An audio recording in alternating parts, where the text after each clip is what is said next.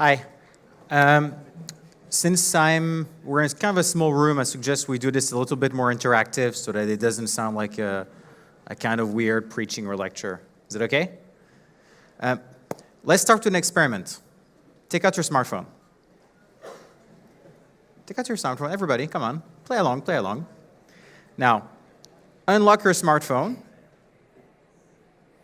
Open the last conversation you had on any messaging app. Doesn't matter, WhatsApp, Telegram. All right, and now I want you to give your phone to your neighbor. Come on, pass it on to your neighbor. How does that feel? Not great, huh? Right? Yeah. And somehow, that's actually what we do all the time when we're giving companies access to personal data. I'll give you a personal anecdote. In 1999, when I was 14 years old, a friend of mine and I created a social network in Paris. Back then, it was the cool thing people built, right? And that social network, privacy was not really something people thought about, and especially not the 14-year-old kid who's just trying to be cool in school. And we would actually be able to see all the messages people would be sending each other. And so once in a while, I would just go into the database, type my name, and see what girls would be telling about me. That did not feel like such a big deal, but then at some point I thought about it, and I was like, that's so wrong. And from that day, I've made it one of my missions in life to make sure that anybody who's building any piece of technology that has access to such sensitive data has to do it with privacy by design. It's not normal that I could access those messages. It's not normal that any company should access your personal data for reasons other than providing a service.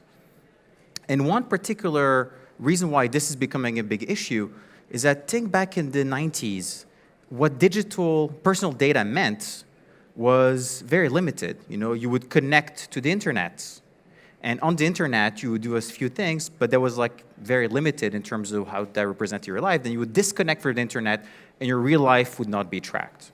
So the actual amount of personal data we were creating was very little. However, as we started using more and more connected devices, smartphones, connecting everything around us, the more we've been digitalizing our entire lives, the more this distinction between online identity and offline identity started to disappear. Effectively, today, we live inside the internet. We're in the matrix. There's no such thing as being offline anymore. And so those issues of data privacy have been growing proportionally with the amount of digitalization of the world around us.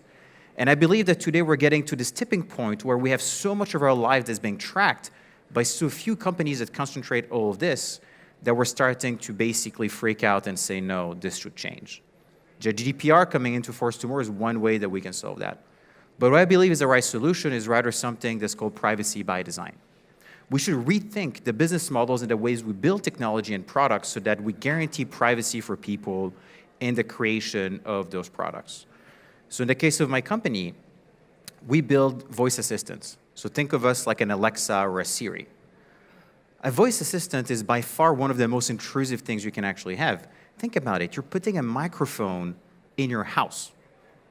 That microphone is connected to the internet. Whenever you talk to it, or your kids talk to it, or your friends talk to it, your voice and their voice is being recorded and being sent to a company on the other side of the planet who's storing all of that information. That's an issue for multiple reasons. First, it means that people can steal your identity. Your voice is like your fingerprint. It does identify uniquely. And we have today machine learning algorithms that enables you to copy the voice of someone and to actually make a computer speak in that voice. So all of the data that's being centralized can also be used to impersonate all of the people who actually gave it. Second reason is very simply surveillance. When you know that 1 in 6 American is now talking to Alexa, and when you know that Amazon does not disclose any information about how they collaborate with the government, that creates an issue. That, for me, is a recipe for mass surveillance. You would not even know if someone turned on the microphone because those little lights that appear when you talk to your voice assistant are not hardware wired. They're actually software activated.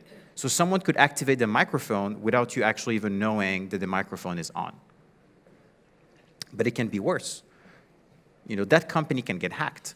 The moment you centralize so much data into one place, you're making that place the target every hacker on the planet wants to access.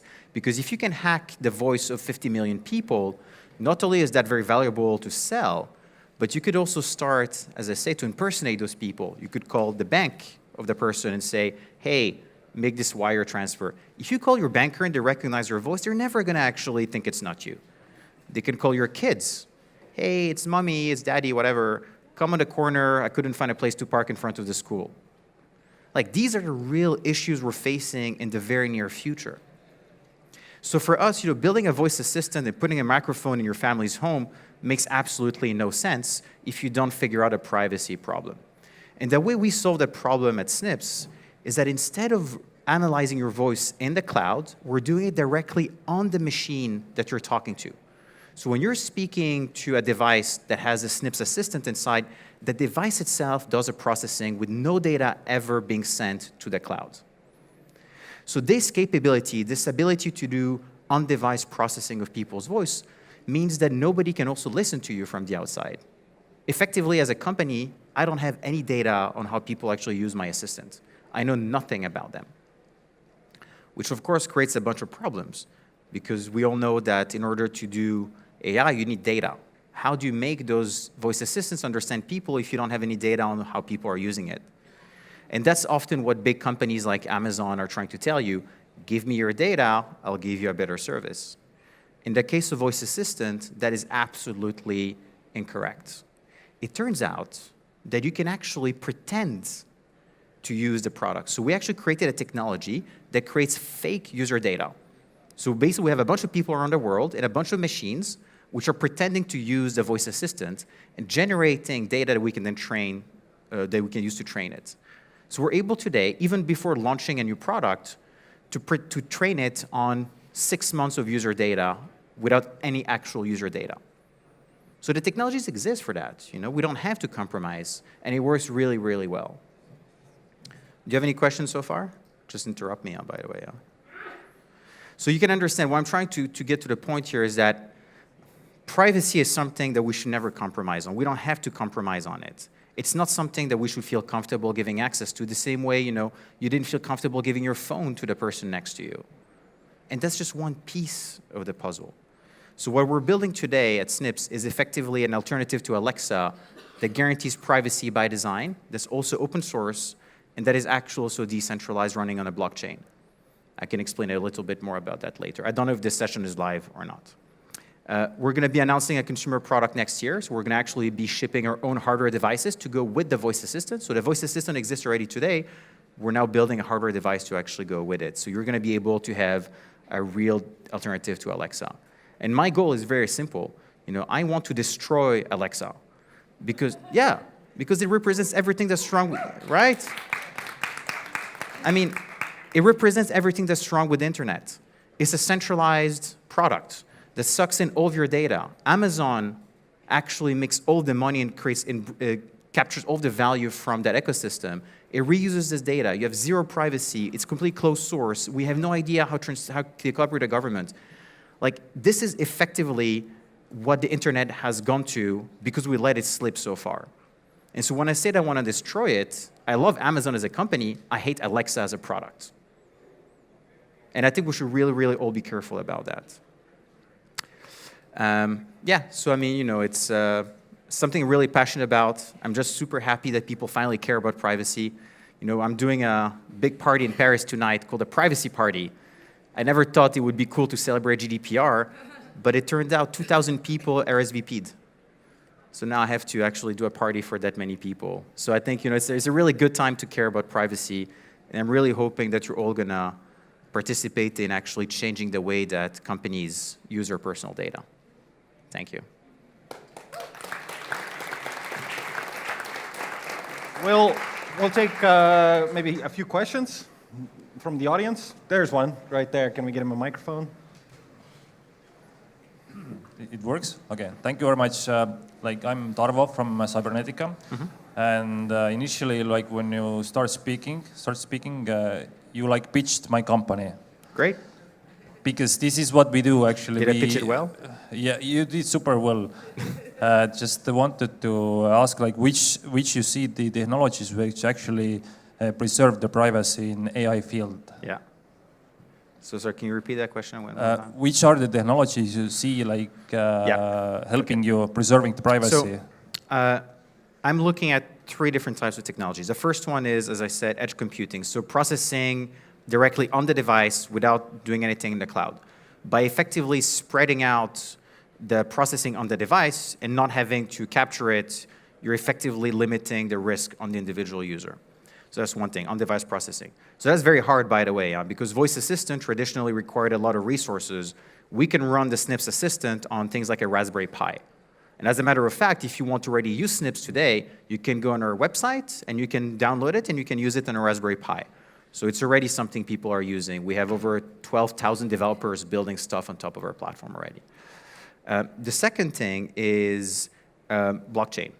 So a lot of those issues of centralization and privacy are due to the fact that you're centralizing everything in one place. So I'll give you a simple example.